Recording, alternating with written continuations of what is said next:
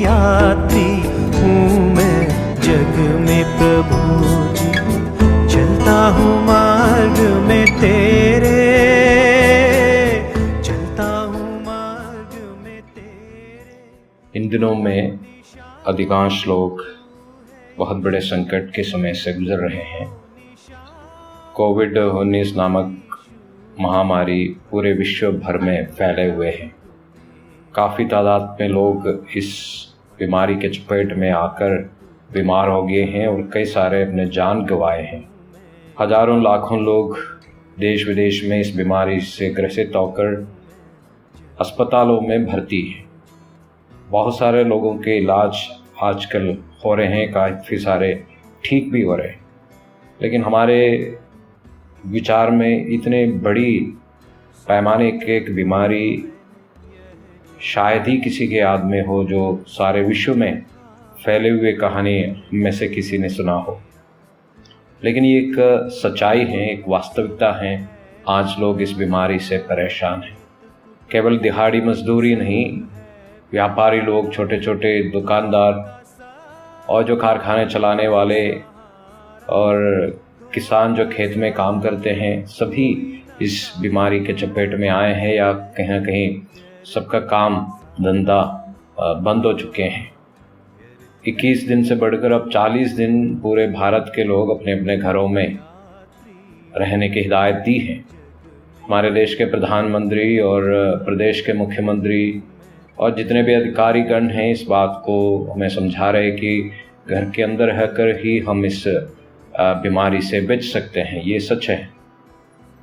साथ साथ हमारे जीवन में आने वाले संकट समस्या कम नहीं है। कितने सारे लोग बेरोजगार हो चुके हैं, कई सारे लोगों के पास एक भी पैसा नहीं, कहीं खाने की कमी आ रहे तो कहीं और प्रकार के समस्याएं लोग इन दिनों में झेल रहे हैं। समस्या बहुत बड़ी है और समस्या के दौरान लोग परेशान हो जाते हैं, वो दबाव में आ जाते हैं, मनोवैज्ञानिक रूप में परेशानी हो जाते हैं। काफ़ी सारे मनोवैज्ञानिक लोग इन दिनों में लोगों को सलाह दे रहे हैं कि वो सकारात्मक सोच अपनाएं, आप आगे की सोचें और इस बीमारी से बचने के बाद आप क्या करने वाले हैं इस पर आप गौर करें। इस प्रकार हमें वे समझाने की कोशिश कर रहे हैं, लेकिन ये एक वास्तविकता है। इन दिनों में हाल ही में हमने अखबारों में पढ़ा है कि जवान 29 साल का वो आत्महत्या की है। कहीं और पढ़ा है 3 मंजिले मकान से कोई कूदकर मर गए हैं। ये सब ऐसे लोग हैं, अच्छे लोग थे पर बीमार होकर अंदर बंद हो गए हैं, अकेले हो गए, वो उसे सह नहीं पाए। तो ये एक सच्चाई है। लोग दबाव में आ जाते हैं, परेशान हो जाते हैं, जिससे वो अपने जीवन को समाप्त करते हैं। क्या मृत्यु हमारे जीवन की समस्याओं का समाधान है? क्या मृत्यु से हमारे जीवन समाप्त होते हैं? मुझे एक राजा के कहानी याद आते हैं जिसके 4 पत्नियां थी। राजा बुजुर्ग हो गया, बीमार हो गया, वो मरने पर था। उसको पता चला कि अब मुझे चले जाना है। तो राजा ने क्या किया, अपनी जो 4थी नंबर की पत्नी को बुला कर पूछने लगा कि क्या तू मेरे साथ आओगी? क्या मैं ये संसार छोड़कर दूसरे पार जाने वाला हूँ, तू क्या मेरे साथ आएगी? तो उस 4थे नंबर की पत्नी ने बताया, देखो राजा, मैं आपके साथ नहीं आ सकती हूँ। जबकि ये राजा अपने पूरे ज़िंदगी में इसके ख्याल करते हुए अपने समय बिताए हैं। बहुत सारा वक्त इस 4थे नंबर पत्नी के लिए उसने बिताया था, लेकिन आखिरकार उसके साथ वो देने के लिए तैयार नहीं। फिर वो 3रे नंबर की अपनी पत्नी को बुला के पूछे कि क्या तू मेरे साथ उस पार के जीवन के लिए आने के लिए क्या तैयार हो? तो वो 3रे नंबर वाले ने भी बताया, राजा, मैं आपके साथ आने में तैयार तो नहीं हूँ। जबकि ये राजा इस पत्नी के लिए भी अपना पूरे दिन बिताता था, लेकिन वो तैयार नहीं हुई। फिर राजा ने अपने 2रे नंबर के पत्नी को बुलाया और वो उसके लिए ही, उसके पास ही सब कुछ दे रखा था, जिसके लिए अपने पूरी ज़िंदगी बिता रहा था। तो राजा ने सोचा कम से कम ये मेरे साथ आए। लेकिन 2रे नंबर वाले ने भी बताया, राजा, बात तो सही है कि आप मेरे लिए काफ़ी कुछ किया, लेकिन मैं इस वक्त आपके साथ आने के लिए तैयार नहीं। तो राजा बहुत परेशान हो गया। आखिरकार पहले नंबर वाले उनकी एक पत्नी थी जिसके बिल्कुल वो ध्यान नहीं देता था। तब अचानक राजा को इस आवाज़ सुनाई पड़ा कि वो कह रही है, राजा, मैं आपके साथ कहीं पर भी आने के लिए तैयार हूँ। राजा चकित हो गया और पूछने लगा, बताने लगा कि देखो मैं तुम्हारे लिए कुछ नहीं किया, फिर भी क्या इस वक्त तू मेरे साथ आने के लिए तैयार हो? वो बताए हैं, हाँ राजा, तो मैं बिल्कुल तैयार हूँ। इस कहानी से ये शिक्षा मिल रहे हैं कि हम सबके जीवन में इस प्रकार 4 पत्नियां हैं। जो 4 नंबर के हैं, जो चौथे नंबर के जो पत्नी हम सबका हैं, वो हमारे शरीर हैं। क्या मैं और आप अपने शरीर के लिए ही नहीं जीवन बिताते हैं? सुबह से शाम, रात से सुबह तक हम मेहनत भाग दौड़ क्या इस शरीर के अच्छाई भलाई के लिए ही नहीं करते हैं?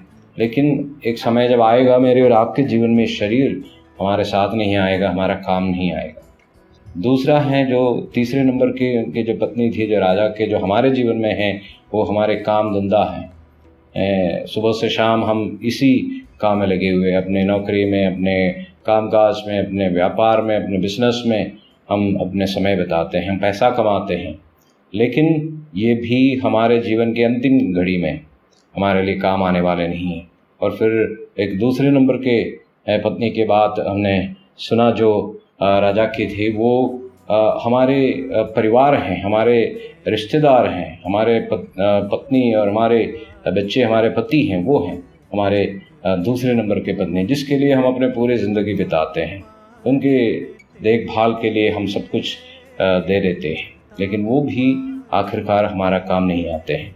जो पहले नंबर के पत्नी जो हम सबका हैं, वो हमारे आत्मा हैं, जो कि हमारे साथ हमेशा रहेंगे और इस ज़िंदगी के आगे के जीवन के लिए भी वो हमारे साथ आएंगे।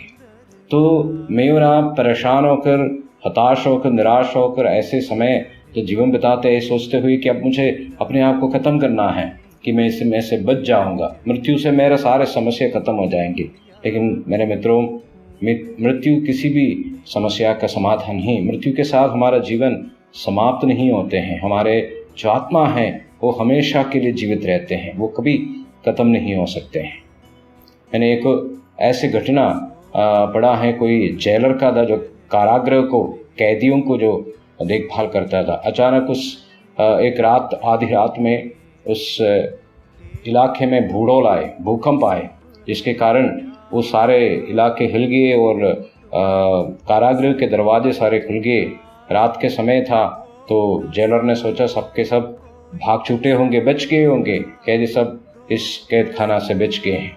और ये जेलर बहुत निराश हो गया, क्योंकि वो अपनी जिम्मेदारी पूरा नहीं कर पाए हैं, इन कैदियों को कैद में नहीं रख पाए हैं। अब उनसे पूछताछ करेंगे, उनसे सवाल पूछे जाएंगे, जबकि वो उसको मृत्यु की सज़ा मिल जाएंगे। वो इतना निराश और हताश हो गया, सोचा अब जीवित रहने से क्या फ़ायदा है, मैं खुद को ही ख़त्म कर देता हूँ। वो अपने आप को ख़त्म करने पर ही था, तो अचानक उसी अंधेरे से आवाज़ आई कि कुछ कैदी बता रहे हैं कि हे जेलर साहब, आप अपने आप को कोई हानि नहीं पहुँचाना, हम सबके सब यहाँ पर हैं। कैदियों की आवाज़ थी। ये सुनकर जेलर ताजुब हो गया, अरे ऐसे जंजीर खुल गए हैं, दरवाज़ा फाटकें खुल गए हैं, और अभी भी जो कैद खाने में उस कैदी बचे हुए हैं वो भागे नहीं। ये बहुत चकित हो गया और वो सोचा कि ये लोग इतने परेशान हैं, कैद खाने के अंदर है, कितने समय से दुख सह रहे, लेकिन वो भाग के छूटते नहीं, वो बचने की कोशिश नहीं करते। ऐसे में इनमें ऐसा क्या खूबी है? जबकि मैं सोचता था कि मेरे लिए सब कुछ खत्म हो गया, अब जीने के कोई फ़ायदा नहीं है।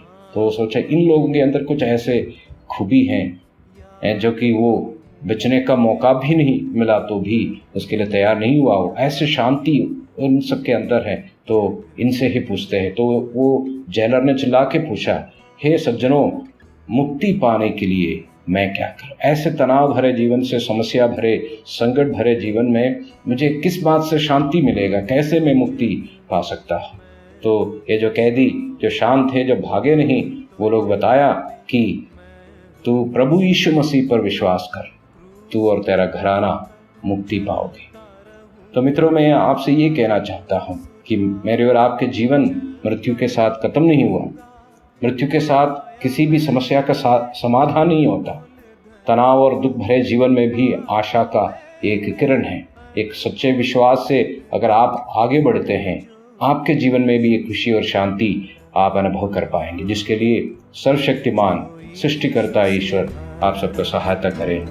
सबको नमस्कार। यात्री हूँ मैं जग में प्रभु जी, यात्री हूँ मैं जग में प्रभु